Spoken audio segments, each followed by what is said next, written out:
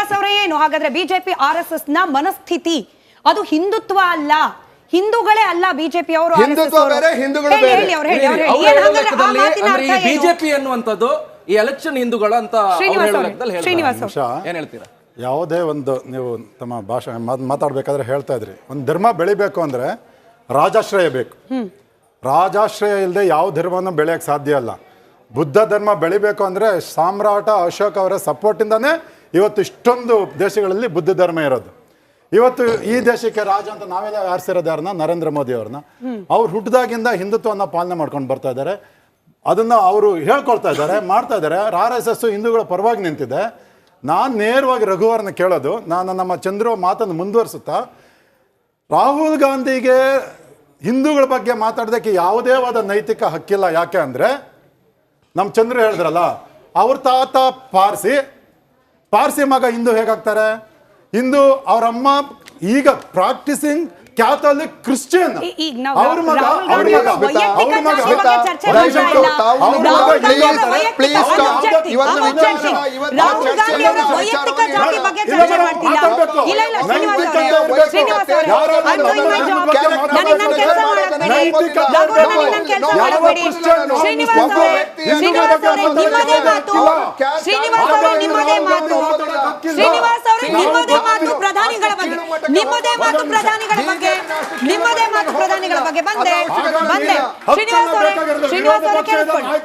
ಹಕ್ಕಿರ್ಬೇಕು ಇರ್ಬೋದು, ಆದ್ರೆ ನೈತಿಕತೆ ಅನ್ನೋದು ಮನುಷ್ಯನ್ಗೆ ದೊಡ್ಡದು. ನೀವೇ ಹೇಳಿದಾಗೆ ದೇಶದ ಪ್ರಧಾನಿ, ನೀವು ರಾಜ ಅಂದ್ರೆ ನಾನು ಪ್ರಜಾಪ್ರಭುತ್ವ ವ್ಯವಸ್ಥೆಗೆ ಮರ್ಯಾದೆ ಕೊಟ್ಟು ಕೇಳಿಸ್ಕೊಳ್ಳಿ. ಪ್ರಶ್ನೆ, ಪ್ರಧಾನಿಯಾಗಿ ಅವರನ್ನ ಆಯ್ಕೆ ಮಾಡಿದ್ದು ಕೇವಲ ಹಿಂದೂ ಧರ್ಮದ ರಕ್ಷಣೆಗೆ ಮಾತ್ರವಾ? ಬೇರೆ ಧರ್ಮವನ್ನ ದ್ವೇಷಿಸು, ಹಿಂದೂ ಧರ್ಮವನ್ನ ಮಾತ್ರ ಉದ್ಧಾರ ಮಾಡು ಅನ್ನೋದ ಟಾಸ್ಕ್. ನಿಮ್ 30 ಸೆಕೆಂಡ್ ಅಲ್ಲಿ ಪ್ರಶ್ನೆ ರಜಾಕ್ ಅವರಿಂದ ಉತ್ತರ. ಈ ದೇಶದಲ್ಲಿ ಯಾರಾದ್ರೂ ಒಂದ್ ಕೈಯಲ್ಲಿ ಕುರಾನ್ ಒಂದ್ ಕೈಯಲ್ಲಿ ಕಂಪ್ಯೂಟರ್ ಅಂತ ಹೇಳಿದ್ರು ಅದು ನರೇಂದ್ರ ಮೋದಿ ಅವರು. ಎಲ್ಲ ಜಾತಿ ಧರ್ಮ ನೋಡಿದ್ರೆ ಗ್ಯಾಸ್ ಕೊಟ್ಟಿದ್ರ ನರೇಂದ್ರ ಮೋದಿ ಅವರು. ಜಾತಿ ಧರ್ಮ ನೋಡಿದ್ರೆ ಜನಧನ್ ಯೋಜನೆ ಮಾಡ್ತಿರೋದು ನರೇಂದ್ರ ಮೋದಿ ಅವರು. ಜಾತಿ ಧರ್ಮ ನೋಡಿದ್ರೆ ಜಲ್ ಮಾಡಿದ್ರೆ ನರೇಂದ್ರ ಮೋದಿ ಅವರು. ಎಲ್ಲರಿಗೂ ಸಹಾಯ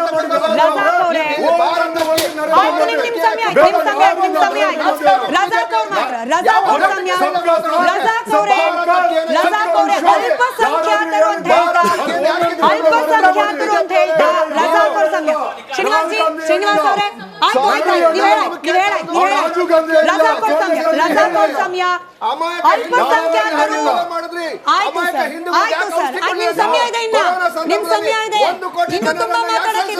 ಮಾತಾಡಕ್ಕಿದೆ. Save your energy. ಅಲ್ಪಸಂಖ್ಯಾತರು ಅಂತ ಅಲ್ಪಸಂಖ್ಯಾತರು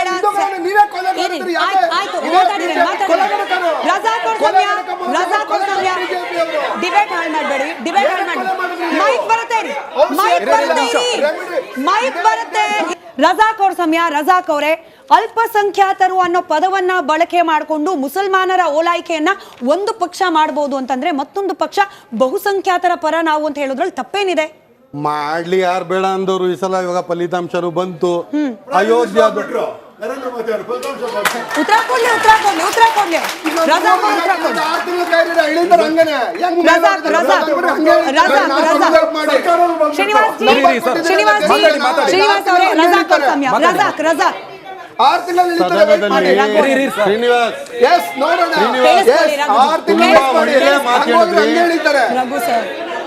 ತುಂಬಾ ಒಳ್ಳೆ ಮಾತು ಹೇಳಿದ್ರಿ. ಮೋದಿ ಅವರು ಪ್ರಧಾನಿ ಆದ್ರು ಅಂತ. ಆದ್ರೆ ಪ್ರಧಾನಿಗಳು 2 ಕ್ಲಚಸ್ ಹಿಡ್ಕೊಂಡು ನಡಿಬೇಕು ಇವಾಗ. ಒಂದು ನಿತೀಶ್ ಕುಮಾರ್, ಒಂದು ನಾಯ್ಡು. ಆ 2 ಕ್ಲಚಸ್ ನೋಡಿ, ಕಳೆದ 10 ವರ್ಷಗಳಲ್ಲಿ ಯಾವತ್ತೂ ಕೂಡ ಬರೀ ಬಿಜೆಪಿ ಸರ್ಕಾರ ಹಿಂದುತ್ವ ಅಂದ್ಕೊಂಡು ಮುಂದಕ್ಕೆ ಬಂತು, ವೋಟ್ ಪಡೀತು. ಹಿಂದೂಗಳಿಗೋಸ್ಕರ ಏನ್ ಮಾಡ್ಬಿಡ್ತು, ಅವರ ಅಭಿವೃದ್ಧಿಗೋಸ್ಕರ ಏನ್ ಮಾಡ್ಬಿಡ್ತು. ಇವತ್ತಿಲ್ಲಿ ನಿಂತ್ಕೊಂಡು ಮೋದಿ 1-3 ಸಲ ಪ್ರಧಾನಿ ಆದ್ರು. ಹೌದು ಪ್ರಧಾನಿ ಆದ್ರು, ಆದ್ರೆ ತನ್ನ ಶಕ್ತಿ ಮೇಲೆ ತನ್ನ ಕಾಲ ಮೇಲೆ ನಿಂತ್ಕೊಳಕ್ ಆಗಲ್ಲ ಅವರು. ಇವಾಗ 2 ಕ್ಲಚಸ್ ಇದೆ ಅವ್ರ ಕೈಯಲ್ಲಿ. ಒಂದು ಬಿತ್ತು ಅಂದ್ರೆ ಸರ್ಕಾರ ಬಿತ್ತು. ಇವಾಗ ಸದನದಲ್ಲಿ ನಿಂತ್ಕೊಂಡು ಅಮಿತ್ ಶಾ ನಮ್ಗೆ ನೀವು ಸಂರಕ್ಷಣೆ ಕೊಡಿ ಅಂತ ಸ್ಪೀಕರ್ ಅಲ್ಲಿ ಕೇಳೋ ಸಂದರ್ಭ ಬಂತು. ಯಾಕೆ?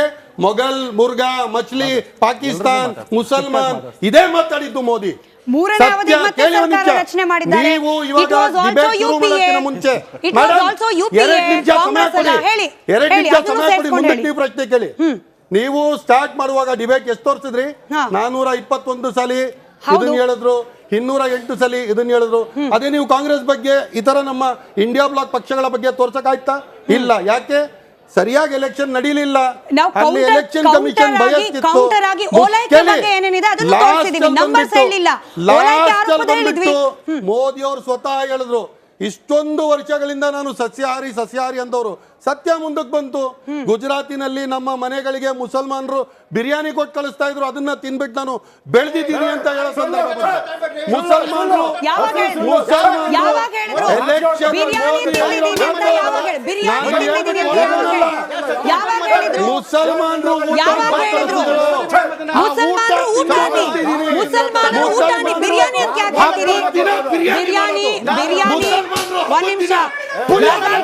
ರಜಾಕ್ ಜಿ ಬಿರಿಯಾನಿ ನಿಮ್ ಫೇವರೇಟ್ ಇದೆ, ಬಿರಿಯಾನಿ ನಿಮ್ ಫೇವರೇಟ್. ಖೀರ್ ಕೂಡ ಮಾಡ್ತಾರೆ. I have a Muslim friend, ನನಗೂ ಮುಸ್ಲಿಂ ಫ್ರೆಂಡ್ ಇದ್ದಾರೆ. ರಜಾಕ್ ಅವರೇ, ನಾನು ಅಬ್ಜೆಕ್ಟ್ ಮಾಡ್ತಿದ್ದೀನಿ. ರಜಾಕ್ ಅವರೇ ನೀವು ಕೇಳಿಸ್ಕೊಳ್ಳಿ. ರಜಾಕ್ ನೀವು ಕೇಳಿಸ್ಕೊಳ್ಳಿ. ನನಗೂ ಕೂಡ ಕೇಳಿಸ್ಕೊಳ್ಳಿ ರಜಾಕ್. ಶ್ರೀವತ್ಸಿ ನೀವು ಕೇಳಿಸ್ಕೊಳ್ಳಿ. ರಜಾಕ್ ಅವರೇ, ಊಟ is not always biryani. Kheer ಕೂಡ ತಿಂದಿದ್ದೀನಿ. ವಿಷಯಾಂತರ ಆಗೋದ್ ಬೇಡ. ಈಗ ಮೋದಿ ಏನ್ ತಿಂದ್ರು ಆಯ್ತಾ, ರಾಹುಲ್ ಗಾಂಧಿ ಯಾವ ಜಾತಿ, ಅದೆಲ್ಲ ಚರ್ಚೆ. ರಾಜಕೀಯ ಯಾವ್ಯಾವ ಸ್ವರೂಪದಲ್ಲಿ ಜನರು ಹೇಳಿ. ಧರ್ಮ ಉಳಿಸೋಕೆ, ಧರ್ಮ ರಕ್ಷಣೆ ಮಾಡೋಕೆ ಜನಪ್ರತಿನಿಧಿಗಳೇ ಬೇಕಾ ಸರ್? ಧರ್ಮ ರಕ್ಷತಿ ರಕ್ಷಿತಃ ಅಂತ ಹೇಳ್ತಾ ಇದ್ರು. ಈಗ ಏನಾಗಿದೆ, ರಾಜಕಾರಣಿಗಳು ಸರ್ ಧರ್ಮವನ್ನು ಉಳಿಸ್ಲಿಕ್ಕೆ ಧರ್ಮದ ರಕ್ಷಕರು 101% ಬೇಕೇ ಬೇಕು. ಯಾಕೆ ಅಂತ ಹೇಳಿದ್ರೆ ಎಲ್ಲರೂ ನಮ್ಮವರು ಅಂತ ತಗೊಂಡೋಗ್ತಾರೆ. ಯಾರು ನಮ್ಮವರು? ಈಗ ನೀವು ಹೇಳ್ತಾ ಇದ್ರಿ ಪ್ರಧಾನ ಮಂತ್ರಿಗಳು ಮಾಂಸಾಹಾರ ಸೇವನೆ ಮಾಡಿದ್ದಾರೆ ಅಂತ. ಸರ್ ಅವ್ರು ಹೇಳಿದ್ದು ಸ್ವಾಮಿ, ಅದೇ ತೋರಿಸ್ರಿ ನೀವು. ಅವರೇ ಆಯ್ತು ತೋರಿಸ್ರಿ ಸರ್, ತೋರಿಸ್ರಿ ನೀವು. ನೀವೇ ಹೇಳಿದ್ರು. ಇರಿ ಸರ್,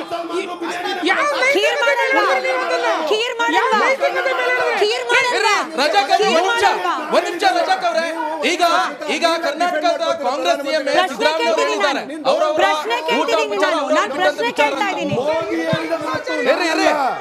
ದೊಡ್ಡಗೌಡ್ರೆ, ಈಗ ಸಿದ್ದರಾಮಯ್ಯ ಅವರೇ ಹೇಳಿದ್ದಾರೆ, ಈಗ ಅವರವ್ರ ಇಷ್ಟ ಆಹಾರ ಅವರವ್ರ ವಿಚಾರ ಅವರವ್ರು ಬಿಟ್ಟಿದ್ದಂತ ಜನರು ಏನ್ ಹೇಳ್ತಾರೆ ಕೇಳಿ. ನಮ್ಮ ದೇಶ ವಿಂಗಡಣೆ ಆಗಿದ್ದೆ ಧರ್ಮದ ಆಧಾರದ ಮೇಲೆ. ನಮ್ಮ ದೇಶ ವಿಂಗಡಣೆ ಆಗಿದ್ದೆ ಧರ್ಮದ ಆಧಾರದ ಮೇಲೆ. ನಾವು ಜೈ ಹಿಂದ್ ಅನ್ನೋದನ್ನ ಬಿಜೆಪಿ ಅವರು ಸೇರಿಸಲಿಲ್ಲ. ಹಿಂದೂಸ್ತಾನ ಬಿಜೆಪಿ ಅವರು ಹೇಳಿಲ್ಲ. ಇದು ಸತ್ಯವಾದ ವಿಷಯ. ನಮ್ಮ ರಾಷ್ಟ್ರ ಈಗ ಜೈ ಹಿಂದ್ ಅಂತ ಹೇಳ್ತಿದ್ದಾರೆ. ಹಿಂದೂ ನಾವೆಲ್ಲ ಒಂದು ಅಷ್ಟೇ. ಇಲ್ಲಿ ಇದು ಬಿಜೆಪಿ ಹಿಂದೂ, RSS ಹಿಂದೂ ಅಂತ ಇದೇನ್ರಿ? ಹಿಂದೂ ಅಂದ್ಮೇಲೆ ಎಲ್ಲಾರು ಒಂದು. ಈ ಕಾಂಗ್ರೆಸ್ ಅವ್ರಿಗೆ ತಲೆ ಇದೆಯಾ? ಇವರು ಅದನ್ನೇನೋ ಭಾಗ ಮಾಡಕ್ ಹೋಗ್ತಾರೆ. ತಲೆ ನಿಂತ್ರು ಹಿಂದೂನ ಬೇರೆ ಮಾಡಕ್ ಆಗಲ್ಲ. ಅಲ್ಲ, ಇವ್ರು ಹೇಳ್ತಾ ಇದಾರೆ ಇವರೆಲ್ಲ ಬಕ್ರೀದಲ್ಲಿ ಬಿರಿಯಾನಿ ಜಾಸ್ತಿ ತಿಂದಿದ್ಬೇಕು. ನಮ್ ಪ್ರಧಾನಿ ನಮ್ ಕಾಣಿಗರು ಪ್ರಧಾನಿ ಯಾವತ್ತ ತಿನ್ನಲ್ಲ. ಯಾವ ಪ್ರಪಂಚದಲ್ಲಿ ಹಿಂದೂ ಬಿಟ್ಟು ಬೇರೆ ಜನ ಇದ್ದಾರೆ? ಹಿಂದೂಸ್ತಾನದಲ್ಲೇ ಹಿಂದೂಗಳಿದ್ದಾರೆ. ಸೊ ನಾವೆಲ್ಲ ಹಿಂದೂಗಳನ್ನು ಒಪ್ಪಲೇಬೇಕು. ನಾವೆಲ್ಲ ಭಾರತೀಯರು. ಈಗ ಕೇಳಿ ಒಂದ್ ನಿಮಿಷ. ಈಗ ಇರೋದು ಒಂದೇ ಹಿಂದೂ ರಾಷ್ಟ್ರ, ಇದನ್ನು ಹಿಂದೂ ಮಾಡಕ್ ಆಗಲ್ವ ಅಂತ ಕೇಳ್ತಾರೆ ಅವರು. ಸಾರ್, ಈ ದೇಶನ ಬಾಬಾ ಸಾಹೇಬ್ ಅಂಬೇಡ್ಕರ್ ಕಂಡಂತ ಕನಸು ಭೀಮರಾಜ್ಯ. ನಮಗೆ ಭೀಮರಾಜ್ಯ ಬೇಕು, ಬುದ್ಧನ ರಾಜ್ಯ ಬೇಕು, ಬಸವಣ್ಣನ ರಾಜ್ಯ ಬೇಕು. ನಮಗೆ ಯಾವ ಹಿಂದೂ ರಾಜ್ಯನೂ ಬೇಡ.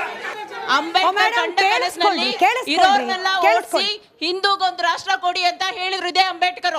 ಇವತ್ತು ಅವರು ಅದನ್ನ ಯಾಕೆ ಹೇಳಿದ್ರು? ಅವ್ರ ಹತ್ರ ಯಾವತ್ತೂ ಹೇಳಿಲ್ಲ. ಇದು ಅವರ ಮನಸ್ಥಿತಿ, ಹಿಂದೂಗಳ ಮನಸ್ಥಿತಿ, ಹಿಂದುತ್ವದ ಮನಸ್ಥಿತಿ. ಈಗ ಸಂಸತ್ತಲ್ಲಿ ಠಾಕೂರ್ ಅವರು ಹೇಳಿದ್ದಾರೆ, ನಿಮ್ ನಾಯಕರು ರಾಹುಲ್ ಗಾಂಧಿ ಅವರಿಗೆ ಸಂವಿಧಾನ ಅಂತೀರ, ಆ ಪುಟ ಎಷ್ಟಿತ್ತು ಅಂತ ಕೇಳ್ತಾ ಇದ್ದಾರೆ ಅಂತ ಹೇಳ್ತಾವ್ರೆ. ಏನ್ ಹೇಳ್ತೀರಾ? ಇವತ್ತು ಬಂದಿದೆ, ಇಷ್ಟು ದಿನ ಸಂವಿಧಾನದ ಆಧಾರದ ಮೇಲೆ ಆಶಯಗಳಂತೆ ನಡ್ಕೊಂತಿದ್ದು ಕಾಂಗ್ರೆಸ್. ಇವತ್ತು ಪಾಪ ಓದ್ಕೊಂಡ್ಬಿಟ್ಟು ಅವರವರು ಯಾಕೀಗ ಸಂವಿಧಾನ ಪರವಾಗಿ ನಡೀತಾ ಇಲ್ವಾ ಯಾವ್ದು ಗೌರ್ಮೆಂಟ್ಗಳು?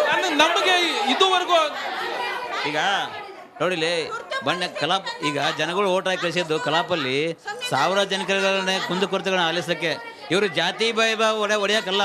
ಯಾಕೆಂದ್ರೆ ನಾವೆಲ್ಲ ಓಟ್ ಹಾಕಿ ಕಳಿಸಿದ್ದು ಸಂವಿಧಾನದಲ್ಲಿ ಏನಿದೆ ಕಷ್ಟ ಸುಖಗಳನ್ನು